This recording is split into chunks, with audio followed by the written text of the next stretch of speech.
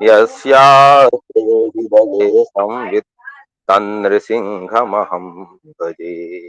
विश्वसर्ग विसर्गादि नवलक्षणलक्षितम् श्रीकृष्णाख्यं परं धाम जगद्धाम नमामि तत्। कृष्णं नारायणं वन्दे कृष्णं वन्दे पृथासुतम् कृष्णं द्वैपायनं वन्दे कृष्णं वन्दे पृथासुतम्। ओम नमो गुरुभ्यो गुरुपादुकाभ्यश्च सर्वेभ्यो नमो नमः। वैष्णवेभ्यो नमो नमः। अनंत कोटि ब्रह्मांड नायक अकारण करुण करुणा वरुणालय सच्चिदानंद घन ब्रजेंद्र नंद नंदन श्याम सुंदर की महती करुणा कृपा से हम लोगों को जिन अधीता चरण प्रचार दक्ष निर्मलांतःकरण परम करुणामय गुरुजनों की श्रीमुख से निसृत वाणी द्वारा श्रीमद् भागवती वार्ता दिव्य रहस्योद्घाटन पूर्वक श्रवण करने को मिल रही है, रसास्वादन करने को यह सौभाग्य प्राप्त हो रहा है।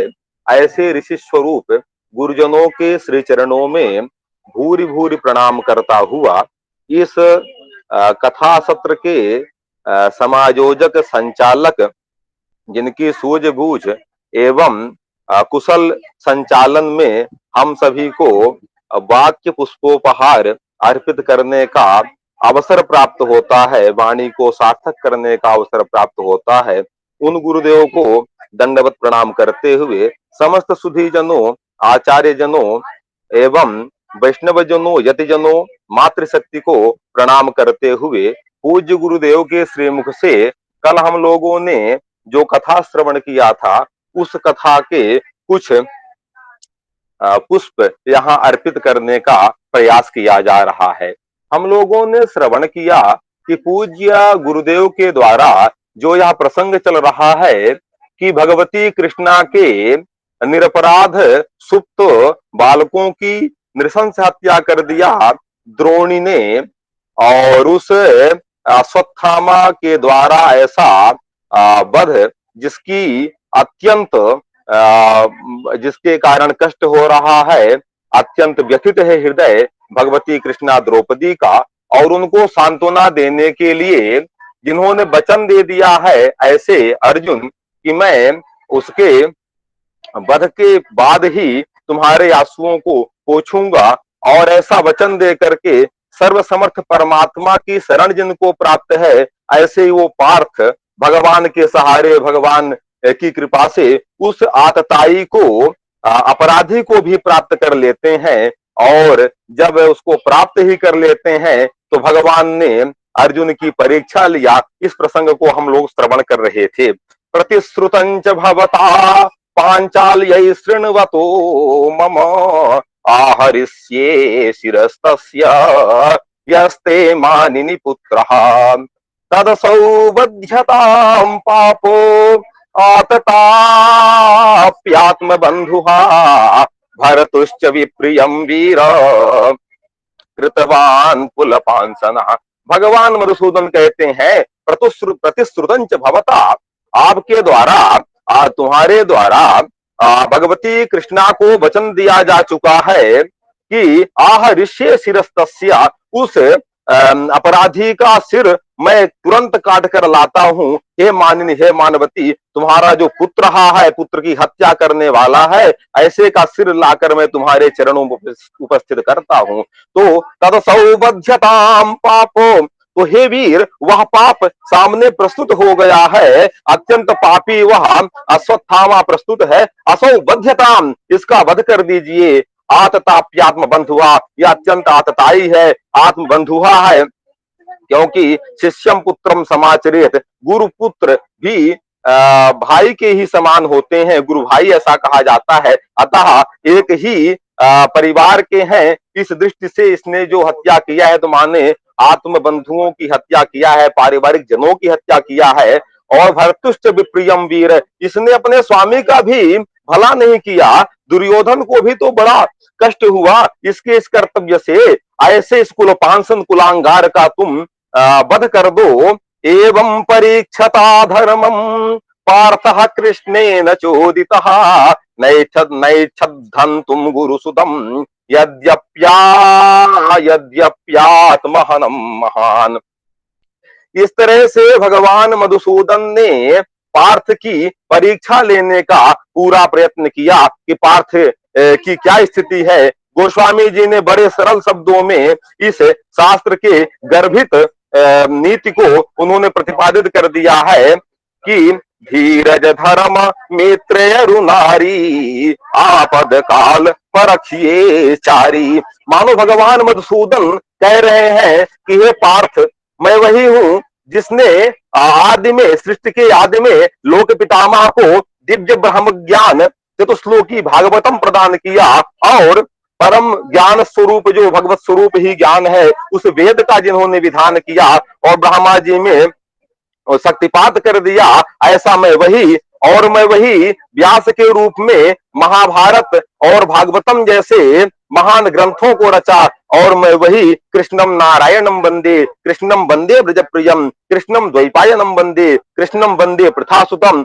और मैं वही जो दिव्य ज्ञान है, जो उपनिषदों का दिव्य ज्ञान है, ब्रह्म सूत्र का दिव्य ज्ञान है, जो भागवत जी का दिव्य ज्ञान है, वही तो दिव्य ज्ञान तुमको मैंने कुरुक्षेत्र के मैदान में दिया है। अतः भगवान आज जानना चाहते हैं कि मेरा यह विद्यार्थी यद्यपि मेरा रूप ही है कृष्णम वंदे प्रथासुतम, तथापि इस द्वापर के अंत में शिष्य के रूप में भगवान प्रकट हो रहे हैं और प्रभु मधुसूदन गुरु के रूप में प्रकट हो रहे हैं। पर देखिए अर्जुन की ऋजुता सरलता का यह प्रभाव है।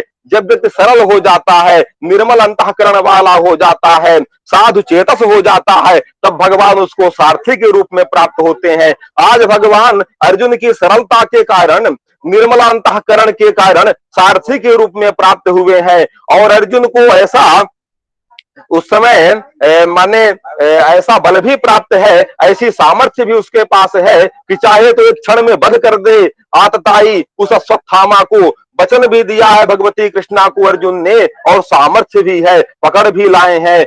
वो उसका वध का ही जो है तो योग्य है, पात्र है। ऐसी स्थिति होने पर भी जो शास्त्र का वचन है, जो वेद का विधान है कि ब्राह्मण को शारीरिक दंड नहीं दिया जाना चाहिए, उसकी शारीरिक हत्या नहीं करनी चाहिए। आगे उस प्रसंग को हम लोग श्रवण भी करेंगे। वपनम द्रविणादानम, इस तरह करके ब्राह्मण को जो है तो इस तरह से जो है तो दंडित किया जाना चाहिए। मानो भगवान अपने विद्यार्थी की घोट घोट कर जो उनको शिक्षा दिए हैं कुरुक्षेत्र के मैदान में, परीक्षा लेना चाहते हैं क्या स्थिति है। और अर्जुन की सरलता देखिए, अर्जुन चाहे तो वध करते हैं एक क्षण में। कृष्णा भगवती को वचन दिए हैं, वचन भी पूरा हो जाए, भगवान का आदेश ही हो रहा है पूरा हो जाए ना, तथापि अर्जुन विचार कर रहे हैं कि भगवान का जो दिव्य ज्ञान प्राप्त हुआ है उस ज्ञान का तो मतलब यही है कि जो गुरु ही सामने है, तो गुरु की अनुमति के बिना अपनी जो है तो बुद्धि न लगा करके अपने अहंता और ममता को आगे न आने देना, ऐसा ही वो सिद्ध कर रहे हैं। भगवान के चरणों में समर्पित है और भगवान की परीक्षा लेने पर भी यद्यप्यात्महनम महान, यद्यपि वो मारने के ही लायक है, तथापि नैच्छद्धन्तुं गुरुसुतम, गुरुसुतम न इच्छत हंतुम, गुरुसुत को मारने की इच्छा नहीं कर रहे हैं। मानो यह कह रहे हैं कि भगवान आगे भी आप मार्ग प्रशस्त करेंगे, वही मैं करूंगा, जल्दी नहीं करूंगा। मारना है तो मार ही दूंगा, कोई बात नहीं है, लेकिन जल्दी नहीं है। तो ये बड़ों का बड़प्पन होता है, उनका साहस, उनका धैर्य, उनकी मर्यादा, उनकी इसी में गंभीरता परिलक्षित होती है कि उनके पास समय है, सामर्थ्य है, सब कुछ कर सकते हैं, तथापि किंचित चिंतन करेंगे, किंचित समय विवेक पूर्वक जो है तो विचार करेंगे। ऐसा अर्जुन के इस चरित्र से हमें ज्ञात होता है। और इसी क्रम में पूज्य गुरुदेव के द्वारा बताया गया कि पूर्व में ऐसे ही भगवान नारायण ने पृथु राजा की परीक्षा लिया था, भगवान नृसिंह ने प्रहलाद जी की परीक्षा लेना चाहा था, और ऐसे ही भगवान मधुसूदन ने गोपियों को कहा कि पति का कभी भी जो है तो त्याग नहीं करना चाहिए। अब आप लोग जाइए, आप वन की शोभा देख लिए, अब घर को जाइए, तो प्रतियात ब्रजम नेहा स्थेयम, यहाँ पर रहने लायक नहीं है, ब्रज को चले जाइए, ऐसी परीक्षा लिए। और ऐसे ही रघुनंदन रामचंद्र जी ने बाल की परीक्षा लिया था। बाल को जब बाण से विद्ध कर दिया तो बाल की परीक्षा लेना चाहा। परमात्मा ने कहा कि तुम्हारा मैं शरीर अचल कर देता हूं, स्वस्थ कर देता हूं, रहे आओ। तब बाल ने कहा कि प्रभु बिल्कुल मैं पापी था, पर आपके बाण लगने से अब मेरा जो अंतःकरण है शुद्ध हो गया है, चेतस शुद्ध हो गया है। अतः प्रभु अब मैं इस नश्वर शरीर को नहीं चाहता, अब तो आपकी मैं परम करुणा का प्रभाव प्रसाद यही चाहता हूं कि जहां जाऊं जही जो निज जन्मो कर्म बस तहा राम पद अनुरागऊं। अर्थात भगवान परीक्षा लेते हैं, समर्थ गुरु परीक्षा लेता है। यह शिक्षा हमें मिल रही है कि समर्थ गुरु, जो समर्थ गुरु होगा, समर्थ स्वामी होगा, अवश्य ही सेवक और जिज्ञासु की परीक्षा लेगा, शिष्य की परीक्षा लेगा कि यह इस विद्या का अथवा इस ज्ञान का अधिकारी है कि नहीं है। इसी बात को भगवत गीता में भगवान ने उद्घोष किया है कि उन लोगों को यह ज्ञान नहीं देना है जो मुझ में दोष देखते हो। और ऐसी ही बातें बार बार आती हैं। तो पूज्य गुरुदेव के श्रीमुख से हमने जो श्रवण किया उसका यही तात्पर्य मिल पाया कि समर्थ गुरु शिष्य की परीक्षा लेते हैं और उसके बाद ही जो है तो आगे का विधान होता है। और ऐसी ही परीक्षा भगवान सुखदेव महाराज भी राजा परीक्षित की ले रहे हैं। रुक जाते हैं थोड़े में बातें कहकर, और जब परीक्षित महाराज पुनः प्रबल जिज्ञासा प्रस्तुत करते हैं तब भगवान पुनः फिर विस्तार करते हैं। तो 4-5 श्लोकों में नवम स्कंद के अंत में भगवान ने आगे की कथा मधुसूदन की लीला का वर्णन कर दिया, मौन हो गए। तब भगवान के चरणों में, सुखदेव गुरु के चरणों में परीक्षित महाराज ने कहा कि प्रभु हमें विस्तार से वह कथा सुनाइए। और फिर 90 अध्याय में वह कथा वर्णित हुई। इस तरह से यह जो शिष्य की अथवा आए हुए की जो पात्रता की परीक्षा का प्रसंग चल रहा है, इस परीक्षा के प्रसंग में जो भी वाक पुष्पोपहार समर्पित करने का अवसर मिला, अर्पित किया गया, त्रुटियां क्षमा की जाए, समय ज्यादा ले लिया गया इसके लिए भी क्षमा किया जाए। सर्वेभ्यो गुरुभ्यो नमो नमः, बारंबार प्रणमाम्यहम्, सर्वेभ्यो नमो नमः। अब आगे की कथा हम लोग पूज्य गुरुदेव के श्रीमुख से श्रवण करने के लिए करबद्धांजलिना सन्नद्ध हैं। ओम श्री गुरुभ्यो नमः। वन्देऽहं श्रीगुरो श्रीयुतपदकमलम् श्रीगुरून् वैष्णवांश्च श्रीरूपं सग्रजातं सहगण रघुनाथान्वितं तं सजीवम् साद्वैतं सावधूतं परिजनसहितं कृष्णचैतन्यदेवम् श्री राधा कृष्ण पादान् सहगण ललिता श्री विशाखा नितांश्च नीलाचल निवासाय नित्याय परमात्मने बलभद्र सुभद्राभ्यां जगन्नाथाय ते नमः। अनर्पित चरीं चिरात् करुणया कलौ समर्पयितुमुन्नतोज्ज्वलरसां स्वभक्ति श्रियं हरि पुरत सुन्दरद्वितिकदम्ब सन्दीपितः सदा हृदय कंदरे स्फुरतु वशचीनन्दनः। राधा करावचित पल्लव वल्लरीके राधा पदांक विलसन मधुरस्थलीके राधा यशो मुखरमत्त खगावलीके राधा विहार विपिने रमतं मनोमि गोवर्धनो जयति शैलकुलाधिराजो युगोपिकाभिरुदितो हरिदासवर्यः कृष्णेन शक्रमखभङ्गकृता समर्चितो यः सप्ताहमस्य करपद्मतलेऽप्यवात्सीत् जयति तरणिपुत्री धर्मराजस्वसाया कलयति मथुराया सख्यमतीति गंगाम् मुरहरदयिता तत्पादपद्मप्रसूतं वहति च मकरन्दं नीरपूरच्छलेन वृन्दावनावनिपते जय सोम सोमो मौले सनन्दन सनातन नारदीड्य गोपीश्वर ब्रजविलासी युगांघ्रि पद्मे प्रीतिं प्रयच्छ नितरां निरुपाधिकां मे। स्वसुख निवृत चेता तद्विदस्तान्य भावो व्यजित रुचिरलीला कृष्टसारस्तदीयम्। व्यतनुत कृपया यस्तत्त्वदीपं पुराणं तमखिल वृजिनग्नं व्याससूनुं नतोऽस्मि।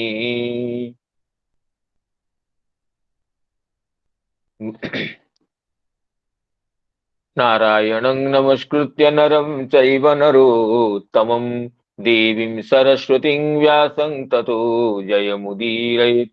मूकं करोति वाचालं पङ्गुं लङ्घयते गिरिं यत्कृपातमहं वन्दे परमानन्दमाधवम्। बृन्दाये तुलसीदेवी प्रियै केशवस्य च कृष्ण भक्ति प्रदे देवी सत्यवती नमो नमः। वाञ्छाकल्पतरुभ्यश्च कृपा सिन्धुभ्यैव च पतितानां पावनेभ्यो वैष्णवेभ्यो नमो नमः। पतितानां पावनेभ्यो वैष्णवेभ्यो नमो नमः। श्रीमद्भागवत कथा सत्र में समागत समवेत समस्त वैष्णव जनों को, गुरुजन वर्ग को, मातृवृंद को और मित्र मंडली को विनम्र प्रणाम भी निवेदन करता हूँ। जैसे हमारे प्रिय आचार्य प्रभाकर जी अत्यंत मधुर शैली से रोचकतया गत दिवस कथा का सारांश उपस्थापित किए हैं, वो अत्यंत ही सराहनीय रहा, श्लाघनीय रहा। तो जैसे भगवान अर्जुन की परीक्षा लेते हैं, न केवल अर्जुन, टीकाकार तो बताए कि भगवान का स्वभाव यह है कि अपने भक्तों की परीक्षा लेते हैं और भक्तों की जो धर्मनिष्ठता है, भक्तों का जो धैर्य है, भक्तों का जो औदार्य है, वो जगत में प्रख्यापन करते हैं। और इस तरह भगवान पृथु जी के, प्रहलाद जी की भी परीक्षा ली है, ये भी आचार्य प्रभाकर जी ने याद दिलाई। तो तदनुसार हम आज के कथारस में प्रवेश करना चाहते हैं। तो जब भगवान अर्जुन को ये कहे कि इसको तदसो बध्यतां पाप, इसे पापी अश्वत्थामा का वध कर दीजिए, ऐसे बार बार कहने पर भी अर्जुन भगवान के स्वभाव को, भगवान के भाव को भलीभांति समझते थे। अर्जुन समझते थे कि भगवान की आज्ञा नहीं है, ये तो परीक्षा है। भगवान की आज्ञा हो तो पालन करना चाहिए, उसमें तो धर्माधर्म का विचार नहीं करना चाहिए। आज्ञा गुरु नाम के विचारणीय, लेकिन ये तो परीक्षा रूपक लीला है। इसलिए एवं परीक्षता धर्मम पार्थ कृष्णेन चोदितः नैच्छद हंतुम गुरुश्रुतम यद्यप्यात्महनं महान।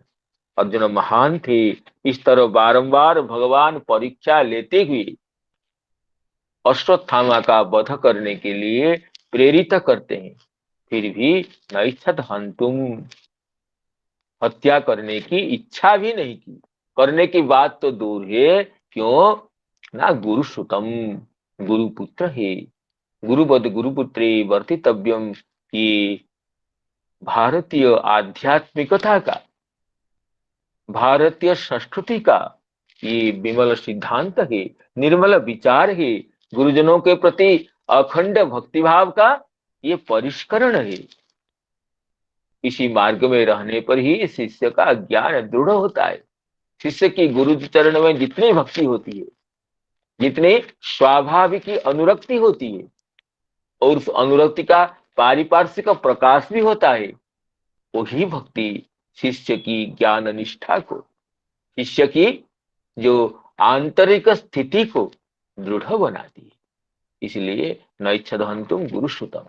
अब आगे अर्जुन उसको बांध करके जब शिविर में ले जाते हैं और भगवती द्रौपदी पुत्र शोकातुरा याज्ञसेनी के समक्ष इस अश्वत्थामा को जो कि अपने निंदनीय कर्म से अवांगमुख था, अधोमुख होकर खड़ा था। तथा हृतं पशुवत पाशबद्ध मवाङ्मुखं कर्म जुगुप्सितेन निरीक्ष्य कृष्णापकृतं गुरु श्रुतं वामस्वभावा कृपया न नाम च। अब भगवती द्रौपदी तो पुत्र शोक में सोते हुए पुत्रों की अचानक हत्या से अत्यंत दुख से अधिया होकर रो रही थी। लेकिन जब पुत्र हत्यारे के रूप में अश्वत्थामा लाया गया और वो अश्वत्थामा अपने निंदनीय कर्म से अधोमुख है और रस्सी से बांध कर लाया गया है, पशु जैसा, पशुवत पाशबद्धम अवांगमुखम कर्म जुगुप्सितेन, ये देखकर तो ये द्रौपदी दुख पीड़िता होने पर भी द्रौपदी के हृदय तो करुणा से भर आया। इसलिए भागवतकार कहते हैं वाम स्वभावा, वाम नाम शोभन स्वभाव यस्यासा, वाम स्वभावा भगवती द्रौपदी कृपा परिप्लुत हृदय से, ये तो क्रोध की तो बात दूर रही, न नाम च प्रणाम कर लेती है। क्योंकि गुरु के जैसे गुरुपुत्र में व्यवहार करना चाहिए। गुरु के दर्शन करने से प्रणाम तो प्रथम कर्तव्य है। तो गुरुपुत्र तो गुरुवत होता है, इसलिए प्रणाम तो अवश्य करना चाहिए। तो ये ननामचो और द्रौपदी के व्यवहार तो सबको आश्चर्यचकित बना देता है।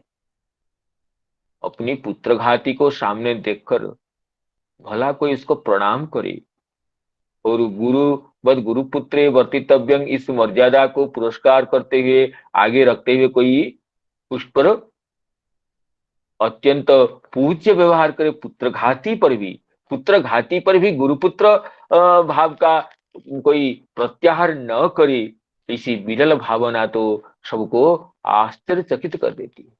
क्यों न हो, ये भारतवर्ष की महियसी महिलाओं की यही तो भावना है, यही महनीय भावना है जिस पर भारतवर्ष की संस्कृति टिकी हुई है। यही जब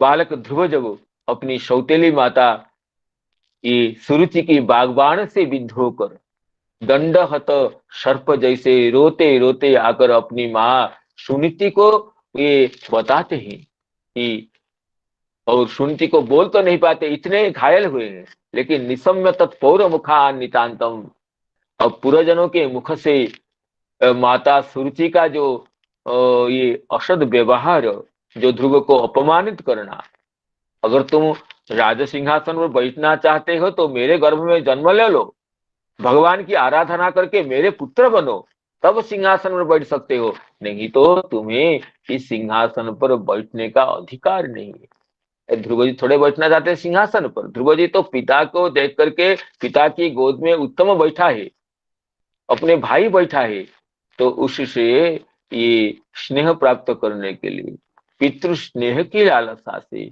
अबोध बालक ध्रुव पिताजी के अंक में आरोहण करना चाहते थे, और उसी क्षण अबोध बालक ध्रुव पर इतना जो बागबान का प्रहार भला कौन बालक सह सकता है। तो रोते रोते ये तो आंख मचल मचल कर आंख लाल बलाते आकर माता को जब मिलते हैं, माता अपने पुरजनों से समस्त वृत्तांत जानने पर क्या बताती है, दीर्घं श्वसंती, माता भी लंबी सांस लेती है, ब्रुजिनस्य पारम अपश्यति बालक माह बाला, वो तो अपने दुख पारावार को पार करने की कोई उपाय न देखकर माता सुनीति कहती है, लेकिन इतना दुख है हृदय में, लेकिन उस दुख के दुख को हेतु करके माता सुनीति ध्रुव को उत्तेजित नहीं करती है, लेकिन ध्रुव के हृदय को और कोमल बनाने के लिए नीति शिक्षा देती है। मां मंगलम तात परेशु मंस्था, हे बेटे परेशु अमंगलम मां मंस्था, दूसरों भले ही तुम्हें सौतेली माँ की बागबान तुम्हारे हृदय को, कोमल हृदय को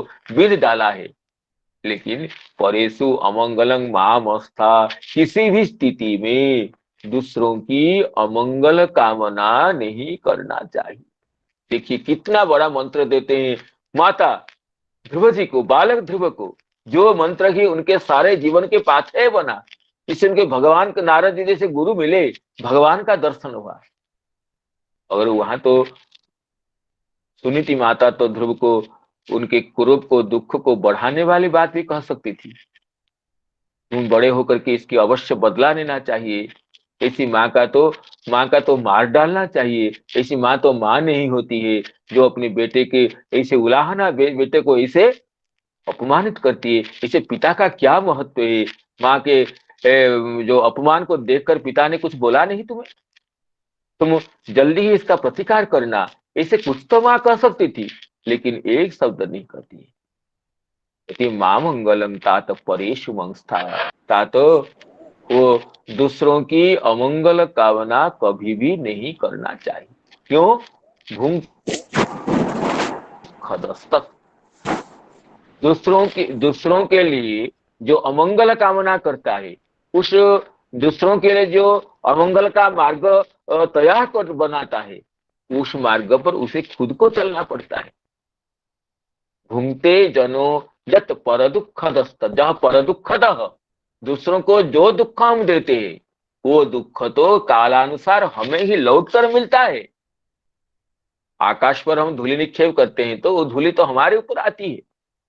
दूसरों को दुख दे करके, दूसरों को बागबान से विद्ध करके हम अपने को कुशली समझते हैं, अपने को सुखी समझते हैं। लेकिन ये तो हमारा अविवेक है। हम जिसको जैसा अपमानित करते हैं वो अपमान तो समयानुसार हमारे पास लौट आता है। दूसरे को हम जैसी पीड़ा देते हैं वो पीड़ा भी हमें दूसरों से मिलता है। हम उस समय सोचते हैं हमने तो कुछ नहीं किया इसका, इसने क्यों ऐसा हमें कहा, अरे उसको तो नहीं किया। लेकिन हम प्रकृति के नियम के अनुसार तो किसी किसी व्यक्ति को तो कष्ट दिए हैं ना। वो प्रकृति ही उस कष्ट को और किसी के माध्यम से हमें लौटाना चाहती है। इस तथ्य को माता सुनीति अबोध बालक ध्रुव के हृदय में भी बैठा देती।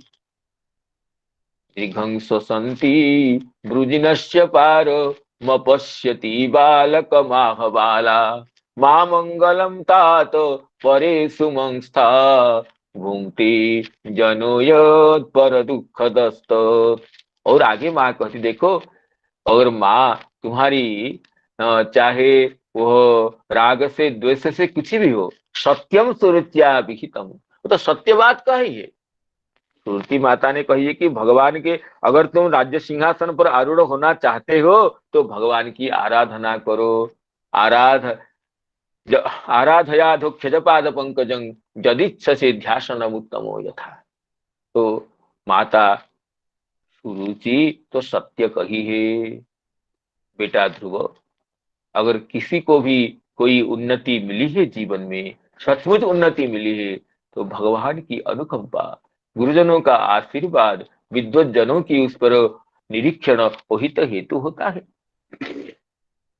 तो वही हेतु है नान्यं ततः पद्म पलाशलोचनात् दुःखच्छिदं ते मृगयामि कंचन, नान्यं ततः पद्म पलाशलोचनात् दुःखच्छिदं ते मृगयामि कंचन, यो मृग्यते हस्त गृहीत पद्मया श्रीतरिरंग विमृग्यमाणया। बेटा ध्रुव, बालक ध्रुव, पद्म पलाश लोचन श्रीहरि को छोड़ करके तुम्हें इस दुख पारावार से उद्धार करने वाला और कोई दूसरा नहीं है। स्वयं भगवती लक्ष्मी भी जिनको ढूंढती रहती है। सारा संसार तो धनलक्ष्मी को ढूंढता है, लेकिन वो भगवती धनलक्ष्मी अपने अनुत्तम आश्रय की प्राप्ति के लिए भगवान को ढूंढती है, उनको छोड़कर नहीं जाती है।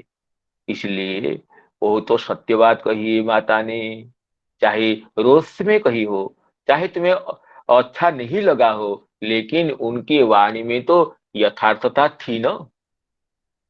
इसी तरह माता सुनीति ध्रुव को कितनी सत्शिक्षा प्रदान करती है। अगर माताएं अपने शिशुओं को, अपने पुत्रों को ऐसी सशिक्षा प्रदान करे।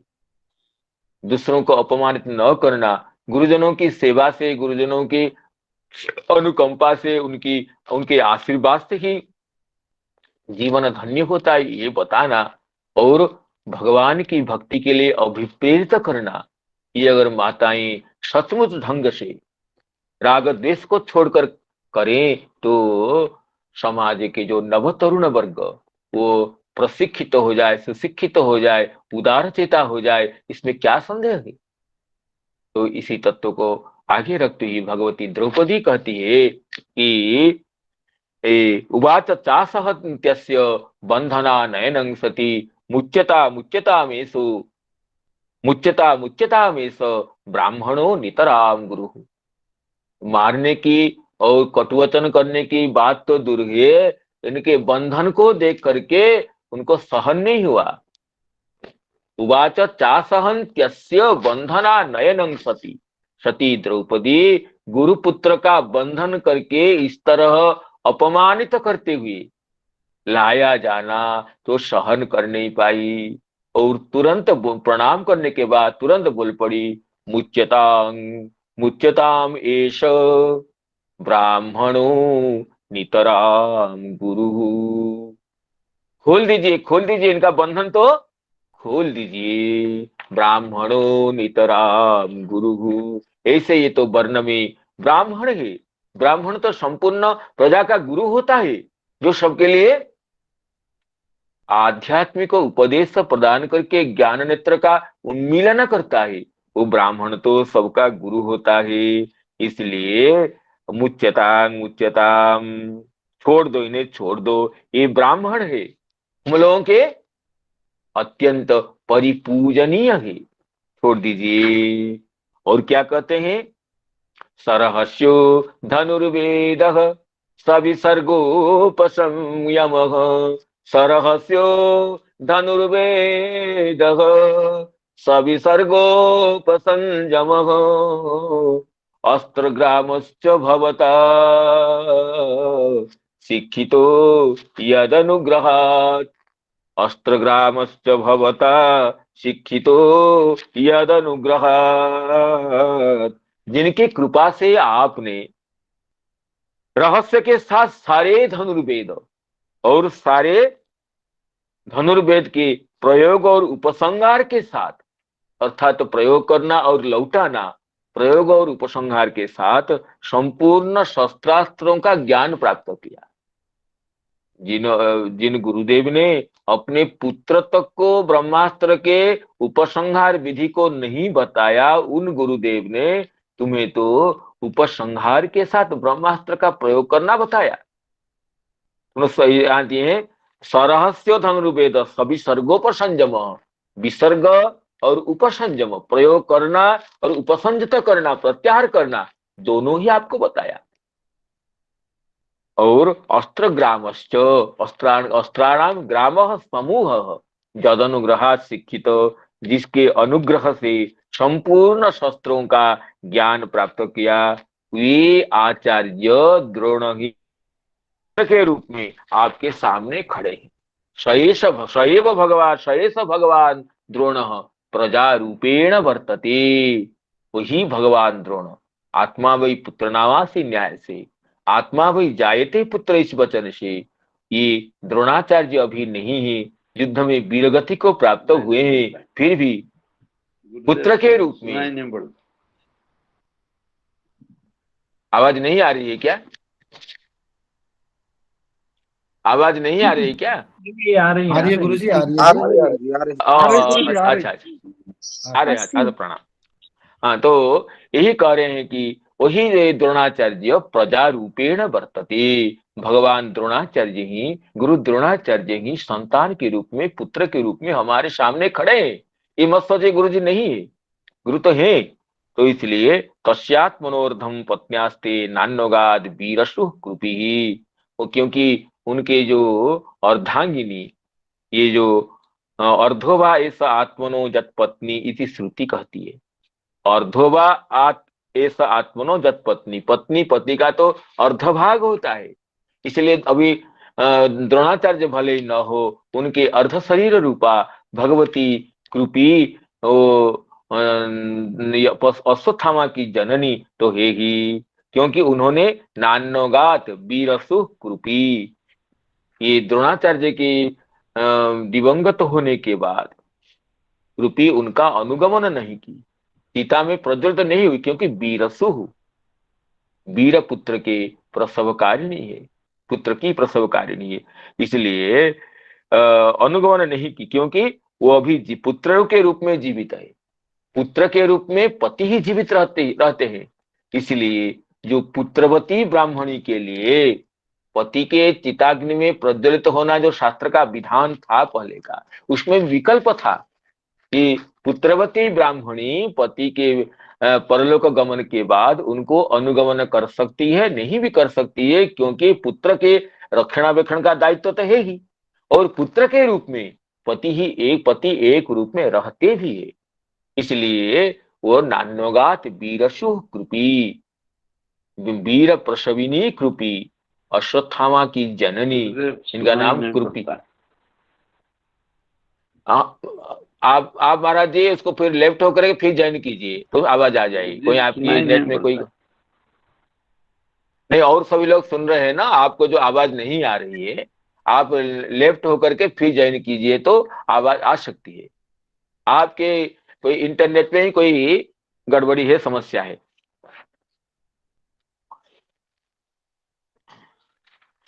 स भगवान द्रोण प्रजारूपेण वर्तते, तस्यात्मनोर्धम पत्न्यास्ते नान्वगाद वीरसु कृपी, नान्वगाद वीरसु कृपी।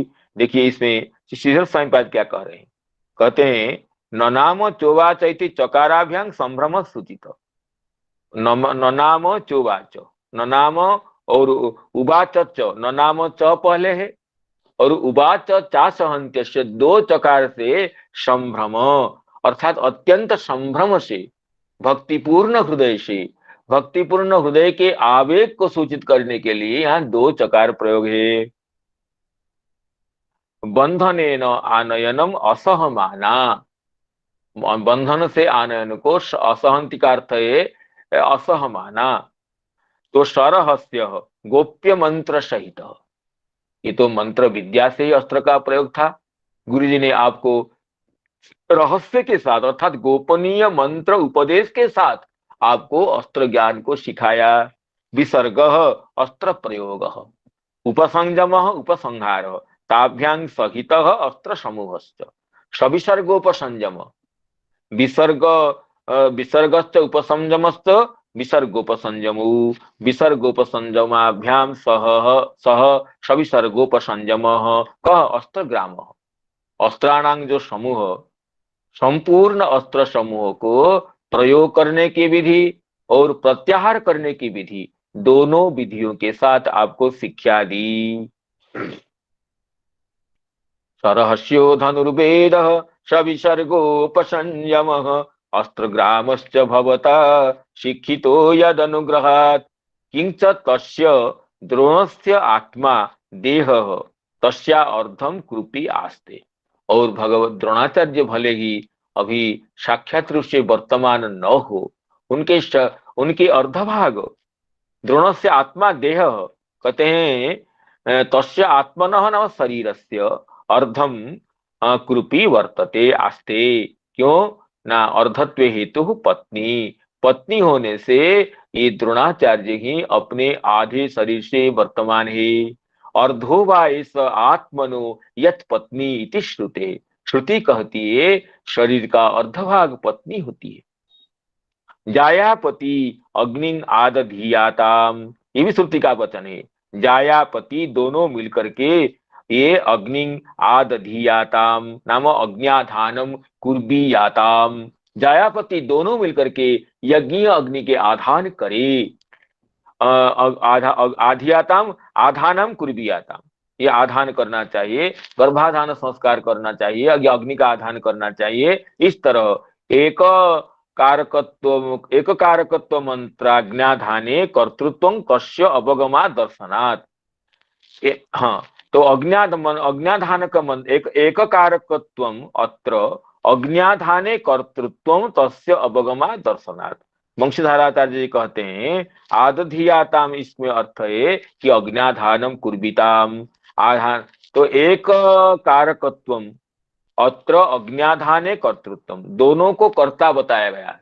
जायापति अज्ञा आधानम कुर्बी याताम, जाया के सहित पत्नी कर पति करे नहीं कहा गया, दोनों को द्विवचन बता करके दोनों के कर्तृत्व बताया गया है। इससे कर्तृत्वम तस्य अवगमा दर्शनार्थ, दोनों को जो कर्तृत्व बताया गया है, इससे ये दोनों का एक रूपत्व, द्रोणाचार्य न होने पर भी पत्नी रूप में उनके शरीर का अर्धभाग का अवस्थित रहना यह बताया गया है। ननु भर्तरी मृते सा कथम जीवती, अगर कोई जिज्ञासा करे कि पतिदेव अपने प्रिय पति के चले जाने के बाद पत्नी क्यों जीवित होती है, भारतीय संस्कृति का यह तो पहले सिद्धांत था, ये तो यही आज सदाचार था कि पति के प्रयाण के बाद पत्नी उनको अनुगमन करती थी, चिता में अपने शरीर को विसर्जन देती थी। तो इस शंका पर कहते हैं नान्योगात वीरसु कृपी, नान्योगात नाम भर्तारंग न अन्वगात, पति का अनुसरण नहीं किया, अनुगमन नहीं की, क्यों? यतः वीरसु पुत्रवती, पुत्रवती होने से, पुत्रवती पत्नी के लिए भर्ता का अनुगमन करना वैकल्पिक है। यह अनुगमन कर सकती है, नहीं भी कर सकती है। इसी को कहते हैं, श्री वंशीधराचार्य जी कहा, इसको स्पष्ट किए हैं, पुत्रहीना तो भर्तारंग बिना जो योगक्षेमम अपश्यंती अनुगमनं कुर्यात्। पुत्रहीना जो है वो तो भर्ता के बिना अपना योगक्षेम कौन लेगा, इसको न देखती हुई भर्ता का अनुगमन करती है। समर्थ पुत्रायाः तन्नोचितम इत्याह, जिस पत्नी के पति का देहांत हो गया, अगर उसके समर्थ पुत्र है तो उसके लिए अनुगमन करना उचित नहीं है। और कहते हैं कि ब्राह्मण्या अनुगमनम वैकल्पिकमिति भरतोपाख्याने पंचम स्कंदे व्याख्यास्याम, ब्राह्मणी का अपने अनुगमन करना पति का, इसके लिए वैकल्पिकता इसमें है। इसको पंचम स्कंद में जब जड़ भरत उपाख्यान में, जो जड़ भरत जी के जो माता की उनके जो पिता के दो पत्नी थी, तो उनके कनिष्ठ जो इनकी जड़ भरत जी के पिता के देहांत होने पर उनके जो ज्येष्ठा पत्नी तो अनुगमन करती है, लेकिन कनिष्ठा पत्नी ये अनुगमन नहीं करती। ऐसे कुछ प्रसंग जो है, उस प्रसंग में श्री वंशीधराचार्य जी कहते हैं तदा व्याख्या श्याम, वहां पर ब्राह्मणी का पति के मृत्यु होने पर अनुगमन करने का वैकल्पिक निर्देश है, अवश्य अनुगमन करना ये सिद्धांत नहीं है। इसलिए वीरसु होने पर, वीर प्रसविनी होने पर, ये द्रोणाचार्य के दिवंगत होने पर भी, परलोक पधारने पर भी भगवती कृपी पति के अनुगमन नहीं की, क्योंकि उनकी द्रोणाचार्य की पुत्र रूप में अभी विराजमान है। पुत्र पति का अर्ध पति के ही स्वरूप होता है, इसलिए कहते हैं नान्योगात वीर सुकृपी।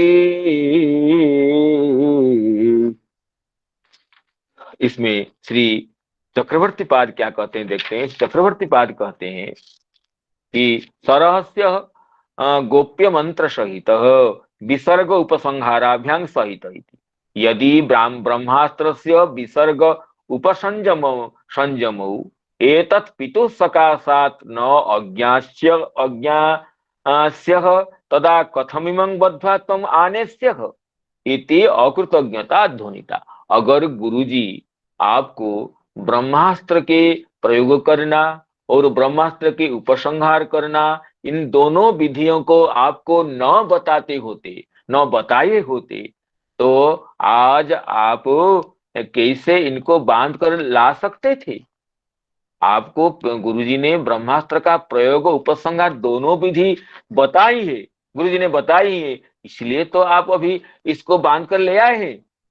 लेकिन ये तो अकृतज्ञता हुआ, जिसने आपको अस्त्र शस्त्र ब्रह्मास्त्र के प्रयोग उपसंहार की शिक्षा दी, आप उन्हीं के पुत्र को बांध कर लाए। उन्हीं के, जिसने आपको शिक्षा दी, आप उन्हीं के पुत्र को बांध कर लाए हैं। अगर ये शिक्षा नहीं देते तो अब बांध कर नहीं ला पाते आप। तो इसका क्या अर्थ हुआ? जिस गुरु ने आपको ब्रह्मास्त्र का प्रयोग उपसंहार दोनों विधियों की शिक्षा दी, आप उस ज्ञान के आधार पर समर्थ होकर अब उन्हीं के पुत्र को, अस्त्रग्राम शिक्षा देने वाले के पुत्र को बांध कर ले आए। ये तो अकृतज्ञता है, अकृतज्ञता ध्वनिता। प्रजारूपेण आत्मा वै जायते पुत्रः इति न्यायेन, ये श्रुति का वचन है। आत्मा वै जायते पुत्र, शरीर ही पुत्र के रूप में प्रकटित पुनः होता है। आत्मनो देहस्य अर्धम कृपी पत्नी, और पत्नी भी ये शरीर का आधा होता है। अर्धोवा एष यद आत्मा यत पत्नी इति श्रुते है। अतएव भर्तारं नान्योगात यतो वीरशुः। भगवती कृपी द्रोणाचार्य का अनुगमन की इसमें हेतु है वीरशुः, वीर प्रसवी होने से ये द्रोणाचार्य की पत्नी पति के अनुगमन नहीं किया। एष भगवान द्रोण प्रजारूपेण वर्तते तस्यात्मनोर्ध्वं पत्न्यास्ते नान्योगाद वीरसु कृपी। आगे कहते हैं तद्धर्मज्ञ महाभाग भवद्भिः ब्रुजिनं, तद्धर्मज्ञ महाभाग भवद्भिर्गौरवं कुलं ब्रुजिनं नार्हति प्राप्तुं पूज्यं वन्द्यमभीक्ष्णशः। ब्रुजिनं नार्हति प्राप्तुं पूज्यं वन्द्यमभीक्ष्णशः। भगवती द्रौपदी अर्जुन जी के क्रोध को शांत करने के लिए देखिए क्या संबोधन करती है, तद्धर्मज्ञ और महाभाग। हे धर्मज्ञ, धर्म को जानने वाले, शिष्य का क्या धर्म होता है उसको जानने वाले, और महाभाग, महत है भाग्य जिसका। हे धर्मज्ञ, हे महाभाग, जिस गुरु वंश की नित्य पूजा और वंदना करनी चाहिए। गौरवं कुलम गुरोह इदम गौरवम, जो गुरु के कुल की पूजा करना चाहिए, केवल गुरु के नहीं, गुरु के संपूर्ण कुल का, गुरु के वंश का। तो कैसा होता है? गुरु वंश तो पूज्य होता है, गुरु जी के वंश तो वंदनीय होता है। तो उस गुरु जी के वंश को व्यथा पहुंचाना आपके योग्य कर्म नहीं है, क्योंकि आप धर्मज्ञ है। कोई भले ही अधर्मज्ञ व्यक्ति इस तरह काम करे अलग बात है, लेकिन धर्मज्ञ होकर के और महाभाग होकर के इस कार्य को करना कि वंदनीय पूजनीय गुरु वंश को व्यथित करना, उनको दुख पहुंचाना, इसी धर्मज्ञ व्यक्ति का आचरण नहीं हो सकता है।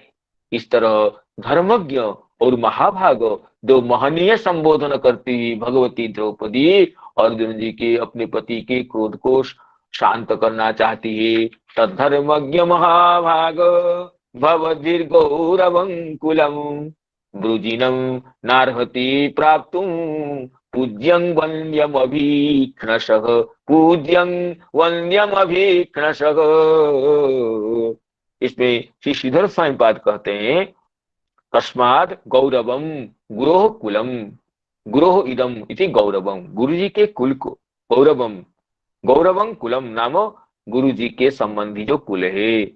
भवद्भिः कर्तृभिः, आप लोगों के द्वारा, भवद्भिः जो तृतीयांत है, कर्ता में तृतीया का प्रयोग है। ब्रुजिनम दुखं प्राप्तुं न अर्हति, आप लोगों के द्वारा दुख प्राप्त करने योग्य नहीं है।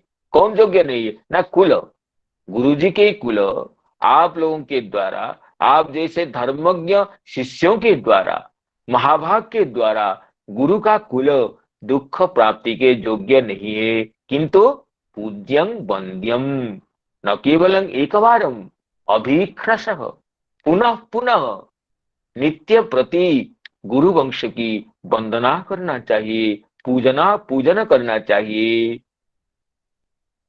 इसमें श्री चक्रवर्ती पाद वही कहते हैं, गौरवम गुरो संबंधी गौरवम। गुरु शब्द से अण प्रत्यय होने से गौरव बनता है, जो कि गुरु संबंधी का सूचन करता है। तो गौरवं कुलम, कीदृशम कुलम ना, गुरु संबंधी कुलम। भगवत भी कर्तृ, ये कर्ता है। अच्छा, चक्रवर्ती पाद यहाँ व्याख्यान करते हैं, कुल कर्ता है, गुरो संबंधी कुलम कर्तृ, कुलम कर्तृ, भगवद्भी करणी ही। भगवत भी ये जो है, ये जो तृतीया है, ये करण में तृतीया है। गुरु जी के कुल कुल आप लोगों के द्वारा वृजनंग दुखं प्राप्तुं न अर्हति। गुरु के कुल दुख प्राप्ति के योग्य नहीं होता है, आप लोगों के द्वारा। इस तरह व्याख्यान करते हैं। तो इसमें वृजन का अर्थ है वृजिनम कल्म से दुखे कैसे ना कुटिले त्रिषु। वृजिन कल्मश अर्थ में पाप को वृजिन कहते हैं, और के दुख को वृजिन कहते हैं, और केश को भी वृजिन कहते हैं।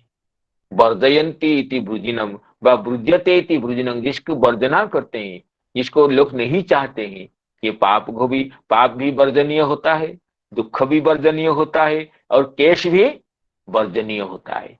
केश का भी हम कर्तन करते हैं। इसलिए वृजिनम कल्म से दुखे कैसे ना कुटिले तिषु, इसलिए इसको ये कहते हैं कि वृजिन, यहाँ पर वृजिन शब्द का अर्थ दुख अर्थ में। गुरु जी का कुल आप लोगों के द्वारा दुख प्राप्ति के योग्य नहीं होता है। चाहे और किसी होते से दुख मिले अलग बात है, लेकिन आप धर्मज्ञ हैं, आप महाभाग हैं, और ऐसे उत्तम गुरु जिससे आपने अस्त्र शस्त्र संपूर्ण गोपनीय मंत्रों के विधान के साथ अस्त्र का प्रयोग और उपसंहार, ये विधान के साथ संपूर्ण अस्त्र शस्त्र के समूह का जिस गुरु से ज्ञान हुआ, उस गुरु के कुल आप लोगों के द्वारा दुख प्राप्ति के योग्य नहीं होता है, कभी दुख नहीं मिलना चाहिए। इसमें कहते हैं महाभागा शब्द की व्याख्या श्री विजयध्वज तीर्थ जी अच्छे तरह से किए। देखिए, कहते हैं धर्मज्ञ भगानांग भाग्यानांग समुदायो भाग। भग शब्द का अर्थ होता है भाग्य यहाँ, और भगानांग नाम भाग्यानाम समूह भाग। समूह अर्थ में भग शब्द से अण प्रत्यय करने से भाग शब्द की सिद्धि होती है। तो भाग का अर्थ होता है भाग्य का समूह। महान भाग नाम भाग्य समूह यस्य स, जिसका भाग्य महान होता है, जिसका भाग्यों का समूह अत्यंत महान होता है, वो तो नीच कर्म नहीं करता है। महाभाग समझना क्या अर्थ होता है, अर्थात जो जिसके भाग्य महान है, भाग्यों का समूह अत्यंत बलवान है, अर्थात जिसके प्राचीन कर्म और इदानींतन कर्म और अग्रिम कर्म अत्यंत समुचित होता है, वही तो इसका तो भाग्य श्रेष्ठ होता है। अगर प्राचीन कर्म में त्रुटि हो या तो भी वर्तमान का स्वरूप वो पूज्य ये प्रशंसनीय नहीं होगा, और प्राचीन कर्म में त्रुटि हो तो वर्तमान कर्म भी निंद्य होगा, वर्तमान भी निंद्य कर्म होगा, निंदन तो भविष्य भी अंधकाराच्छन्न होगा। इसलिए भगानांग नाम भाग्यानांग समूह भाग, महान भाग नाम भाग्य समूह, यस्य सह महाभाग नाम महाभाग्यवान। हे महाभाग और हे धर्मज्ञ, इन दोनों संबोधन को करती हुई भगवती द्रौपदी अपने पति गांडीवी अर्जुन के कोप को प्रशांत करती हुई कहती है, गुरु के कुल गुरु वंश जो कि नित्य प्रति पुनः पुनः वंदनीय पूजनीय स्तवनीय होता है, वह कुल आप लोगों के द्वारा दुख प्राप्ति नहीं कर सकता है। तद्धर्मज्ञ महाभाग भवद्भिर् गौरवं कुलं, तद्धर्मज्ञ महाभाग भवद्भिर् गौरवं कुलं, वृजिनौ नार्हति प्राप्तुं पूज्यं वन्द्यमभिघ्नशः पूज्यं वन्द्यमभीक्ष्णशः मारोदीदस्य जननी गौतमी पतिदेवता मारोदीदस्य जननी गौतमी पतिदेवता यथाहं मृतवत्सर्ता रोदीमश्रुमुखी मुहु। देखिए और द्रौपदी क्या बात कहती है। हे नाथ, पुत्र का विनाश होने से कैसे दुख होता है। इस महाभारत युद्ध में तो हम लोगों को भली भांति ज्ञात हो गया था, और अभी अभी गत दिवस रात्रि में 5 पुत्रों की हत्या होने से मुझे अत्यंत हृदय विदारक पीड़ा हो रही है और मैं रो रही हूँ। एक क्रंदन परायणा नारी क्या सोचे, और महिषी तो हो तो वो सोचेगी कि जिस दुख से मैं दुखी नहीं हूं, इस तरह का दुख और किसी को न मिले। कोई दुष्ट होता है तो सोचता है जिसने मुझे दुख दिया वो इस तरह दुखित होते रहे, जन्म जन्म उसको दुख से उद्धार न हो। ये तो असुर की भावना होती है, द्वेष की भावना होती है, ईर्ष्या की कुटिल भावना होती है। लेकिन उदारता की भावना होती है, जिसको एक बार जिसको कंटक जिसके पैर में कांटाओं से पैर चुभ गया है, वो चाहता है कि ऐसी को किसी के भी कोमल चरण में ऐसे आघात न हो। मैं आज इस कंटक विद्ध होकर जिस तरह दुखी हो रहा हूं या दुखिनी हो रही हूं, इस तरह कंटक जनित पीड़ा किसी को न हो। यथा कंटक विद्धांगो जंतोर नेक्षति तांग व्यथाम। ये जमलार्जुन प्रसंग में देवर्षि नारद जी ये नलकुबर मणिग्रीव के लिए उद्देश्य करते हुए बताए थे। कंटक विद्धांग होने से व्यक्ति अनुभव करता है कि कंटक विद्ध होने से क्या पीड़ा होती है, और वह उस तरह की पीड़ा और किसी को न पहुंचे ये चाहता है। यही महानता होती है, चाहे वह शत्रु भी क्यों न हो। मैं जिस दुख से दुखी हो रहा हूं, शत्रु को भी इसी पीड़ा न हो, क्योंकि किसी को भी पीड़ा होना ये तो परमात्मा को ही पीड़ा पहुंचती है। इसलिए भगवत गीता में 6ठ अध्याय में भगवान कहते हैं, आत्मोपमेन सर्वत्र समं पश्यति योर्जुन सुखं वा यदि वा दुखं स योगी परमो मतः। यो योगी दूसरों के सुख दुख को अपने सुख दुख के साथ एकीभूत करके सोचता है। दूसरों के दुख अपना ही दुख है, दूसरों के सुख मेरा ही सुख है। अपने सुख दुख को या दूसरों के सुख दुख को अपने सुख दुख से पृथक नहीं मानता है। हम तो ये सोचते हैं कि चाहे सबको दुख हो मैं ही सुखी रहूं, चाहे किसको पीड़ा है कोई बात नहीं है, मुझे पीड़ा नहीं आना चाहिए। ये तो दुर्वृत्त की भावना होती है, ये तो आसुरी संपत्ति का स्वरूप होता है। अब भगवती द्रौपदी देखिए क्या कहती है, मारोदीत अस्य जननी गौतमी पति देवता। पति ही जिनकी देवता है, ऐसे पतिव्रता धर्म प्राणा भगवती कृपी ये अश्वत्थामा की जननी माँ रोदीत, ये रोदन नहीं करना चाहिए। जथाहंग रोदी में, जैसे आज मैं रो रही हूं, कैसे मृतवत्सा मृतपुत्रा होकर के मैं आज रो रही हूं, अश्रुमुखी होकर रो रही हूं, अश्रुओं की धारा से मेरे हृदय अब धौत प्लावित हो रहा है, ऐसे उनकी माता को पीड़ा न हो। पुत्र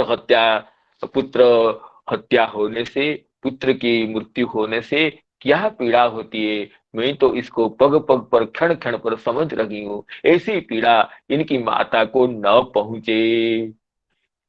मारुदी दस्य जननी गौतमी पति देवता, गौतमी पति देवता यथाहं मृतवत्सार्थ रोदी में श्रीमुखी मुहु। इसलिए शास्त्र में यह कहा गया सिद्धांत कि आत्मन प्रतिकूलानि परेशान न समाचरित।